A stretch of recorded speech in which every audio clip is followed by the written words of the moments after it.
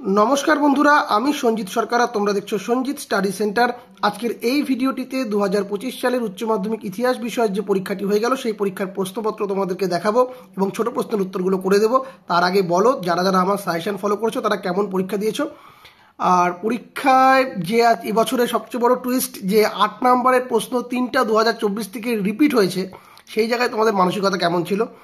যাই হোক, সেটা কোনো বড় ব্যাপার নয়, কারণ প্রশ্ন রিপিট হবে না এরকম কোনো কথা নেই, কিন্তু এরকমটা কখনো হয়নি ইতিহাসে। এবছর শেষবারের পরীক্ষা ছিল আর দ্বিতীয় অধ্যায় থেকে কোনো রকম প্রশ্ন করা হয়নি। তো যাই হোক, চলো আলোচনাটা করা যাক এবং দেখো তোমরা কে কতগুলা ঠিক করেছো আর কেমন পরীক্ষা হয়েছে অবশ্যই জানিও কমেন্ট করে। প্রথমেই এমসিকিউ হিস্ট্রি অফ ব্রিটিশ ইন্ডিয়ার লেখক হচ্ছেন option D James Mill. History is a science no more no less, মানে অর্থাৎ ইতিহাস হলো বিজ্ঞানের, কমও নয় বেশিও নয়। এই উক্তিটা হচ্ছে জেবি ভিউরি, অপশন ডি। কলোনিয়া শব্দটির উৎপত্তি কোন ভাষা থেকে? Option C Latin. পর্তুগিজরা কালো সোনা অর্থাৎ ব্ল্যাক গোল্ড বলতো কাকে? গোলমরিচকে, অপশন বি। ভারতীয় রেলপথের সূচনা কে করেন? Option D Lord Dalhousie. বাংলায় চিরস্থায়ী বন্দোবস্তের প্রবর্তক ছিলেন Lord Cornwallis, option C. Asiatic সোসাইটিকে প্রতিষ্ঠা করেন? Option C William Jones. সতীদাহ প্রথা রোধ করেন? Option D Lord Bentinck. Typing শব্দের আক্ষরিক অর্থ? অপশন এ মহাশান্তি বা স্বর্গীয় শান্তি, খুব ইম্পর্টেন্ট ছিল। লখনৌ চুক্তি 1916 স্বাক্ষরিত হয়েছিল যে দুই রাজনৈতিক দলের মধ্যে, তারা হলো অপশন এ কংগ্রেস ও মুসলিম লীগ। এরপর প্রার্থনা সমাজকে প্রতিষ্ঠা করেন? Option C Atmaram Pandurang.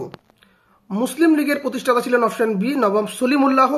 গান্ধীজি খেরা সত্যাগ্রহ আন্দোলন শুরু করেন? Option B 1918। ভারত শাসন আইন পাশ হয়েছিল অপশন এ 1935 সালে।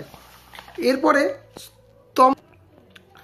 স্তম্ভ মিলন তোমরা দেখে নাও যেটা হবে। অ্যাকচুয়াল উত্তর হচ্ছে বিকল্প সমূহ অপশন এ, অর্থাৎ হিরোশিমার সঙ্গে হবে জাপান, থাকিন নু এর সঙ্গে হবে ডোবামা অ্যাসোসিয়েশন, পার্ল হারবারের সঙ্গে কিন্তু হবে আমেরিকা যুক্তরাষ্ট্র এবং চিয়াং কাইশেকের সঙ্গে হবে অপশন বি কুওমিন্টাং। বাংলায় তেভাগা আন্দোলনের সূচনা কোন জেলায় হয়েছিল? Option A Dinajpur. আজাদিন সরকার কোথায় প্রথম প্রতিষ্ঠিত হয়েছিল? Option D Singapore. জোট নিরপেক্ষ আন্দোলনের প্রথম সম্মেলন অনুষ্ঠিত হয়েছিল? Option A Belgrade. কিউবা ক্ষেপণাস্ত্র সংকটের সময় মার্কিন রাষ্ট্রপতি ছিলেন? Option D John F Kennedy. Comecon প্রতিষ্ঠিত হয়েছিল? অপশন সি পূর্ব ইউরোপে। হিদেকি তোজো কোন দেশের প্রধানমন্ত্রী ছিলেন? Option B Japan. ভারতের সংবিধান কার্যকরী হয়? Option A 1950। এরপর স্বাধীন বাংলাদেশের আত্মপ্রকাশ কোন বছর? Option A 1971।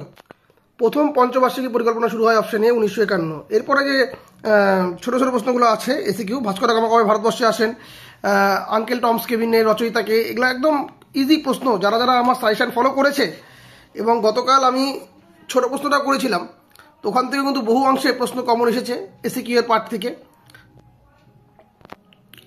তো তোমরা কে কিরকম পরীক্ষা দিয়েছো অবশ্যই কিন্তু জানাবে।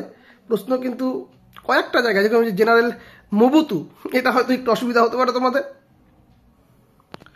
এরপরে বিষয়ভিত্তিক বা বর্ণনামূলক প্রশ্নাবলী, এখান থেকে পেশাদার ইতিহাস বলা হয়েছিল, খুব গুরুত্বপূর্ণ। অথবাতে দিয়েছি ইতিহাস শাসনের স্মৃতিকতার গুরুত্ব, এটা 2024-এর প্রশ্ন রিপিট হয়েছে একদমই। তারপরে পলাশির যুদ্ধ এবং বক্সারের যুদ্ধের তাৎপর্য তুলনামূলক আলোচনা, এখানে অ্যাকচুয়ালি দ্বিতীয় অধ্যায় প্রশ্ন হওয়ার কথা, দ্বিতীয় অধ্যায় প্রশ্ন এবছর দেয়নি, স্কিপ করেছে। তারপরে ক্যান্টন বাণিজ্য, এটাও 2024-এর রিপিট প্রশ্ন। আর সমাজ সমস্যায় রাজা রামমোহন রায়, অর্থাৎ এখানটায় যে 5টা প্রশ্ন থাকার কথা, 5টা প্রশ্নের ভিতরে 2টা প্রশ্ন 2024-এর রিপিট প্রশ্ন, যদিও প্রশ্ন কিন্তু একেবারে কমন প্রশ্ন এসেছে।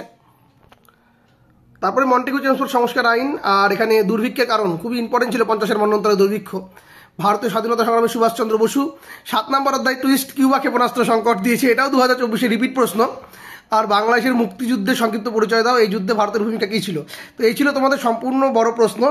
তো প্রশ্নকর্তা খুব বুদ্ধিমত্তার সাথে প্রশ্ন করেছে, এমনও প্রশ্ন দেয়নি যে 2-3টা প্রশ্ন রিপিট করেছে ঠিকই, কিন্তু সে কিন্তু প্রশ্ন অনেক সহজ করেছে। যারা একটু পড়াশোনা করেছে তারা আশা করি খুব ভালো পরীক্ষা দিয়েছে। তো তোমাদের পরীক্ষা কেমন হয়েছে অবশ্যই তোমরা কমেন্ট করে জানিও।